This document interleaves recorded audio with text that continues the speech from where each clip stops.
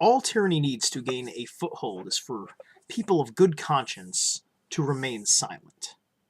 Thomas Jefferson. Um, this is my first attempt at trying video blogging, or whatever it's called.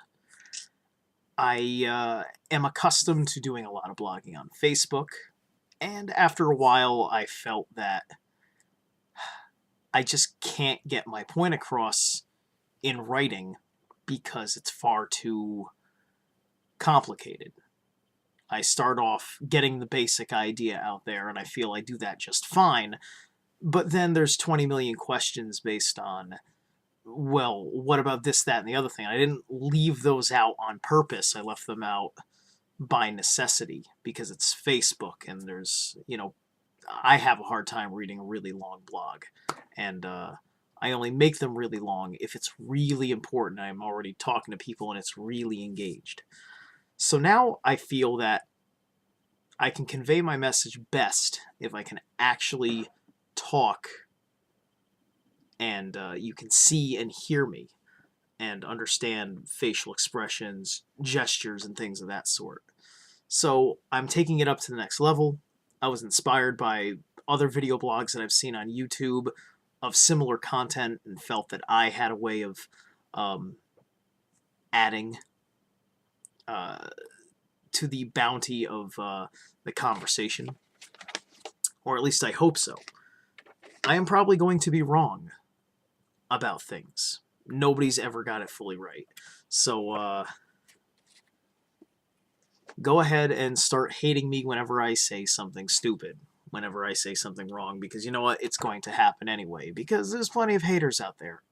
And I don't care, because that's going to happen. I could be saying the kindest thing in the world, but because it simply challenges their worldview, whether I'm right or wrong, it's going to offend people. I'm prepared to take heat for that. I kind of have to. We all kind of have to. That's why I started with this quote. I think that people remain silent just based on worrying about what other people think, worrying about pride. They don't want to be wrong, and they can't possibly know everything. But if we don't have this goddamn open dialogue, we're never going to figure shit out. And if we don't figure shit out, that is how the enemy wins. And I do believe that we have an internal enemy. And that is why I'm doing this. Because it's the internal enemy which is the greatest threat. If that enemy didn't exist, Thomas Jefferson wouldn't have had to say that. There would never be an attempt to coerce the government, to corrupt it from the inside. We assume, because it's our country, that everything is going to happen exactly for our best interest, and that the laws, at least the laws that we want to have, will not be broken. Some people, people that are big on gun control, for instance, they don't care if a law is broken that violates the Second Amendment because they don't really care for the Second Amendment. And I'm not here to be selective. I believe that we have a very superior form of government, but it is not being used that way. It has been completely abused because of various things like being passé about gun rights, because we want to scare people into thinking that we can't find that level of responsibility, by and large. When by and large, it's the exact opposite. But you wouldn't know that because the news blows it out of proportion, and various elements create an atmosphere of violent crime and other various things that are part of my opinion. I'm just getting into examples, and I'm not even talking about that today. This is just more or less an introduction, and that I hope that it does something for you. To look forward to hearing me speak and to give my opinions on various things. That's really all that there is to say about it. So, I'm a libertarian. Just want to get that out of the way. I feel strongly about libertarian values, And that I feel is just apparent with things like quoting Thomas Jefferson off the bat. That's almost that's almost like you're putting yourself out there. It's just like, yeah, libertarian, Ron Paul 2012. So at some point I'll get into that. But I'm just letting you know right now, just to be fair, that's where I come from. So you can, I think that's only fair and helping in the process. You can underpin everything I say based on that. I don't have a perfect libertarian philosophy. I don't sit there and pretend that, oh, what Ayn Rand said is exactly how things should always be, or John Locke got everything right, or even I agree 100% with everything Ron Paul wants, or Rand Paul, or anybody else who's carrying the libertarian banner. And I say libertarian specifically. I'm not trying to identify specifically with the Tea Party, only because there has been an issue of why the Tea Party is the Tea Party and isn't just libertarian revival.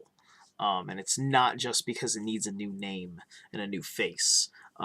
They've taken libertarian values and then they've added a lot of new principles to it.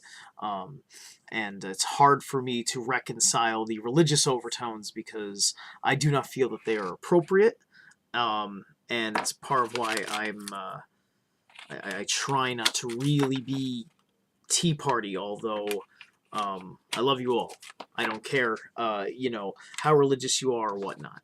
But at the end of the day, regardless of how you feel about the Founding Fathers, so on and so forth, the most important thing to understand is that if we're trying to get back to the Constitution, if that's how you truly feel, then in the First Amendment, it says that the government shall not pass a law respecting an establishment of religion.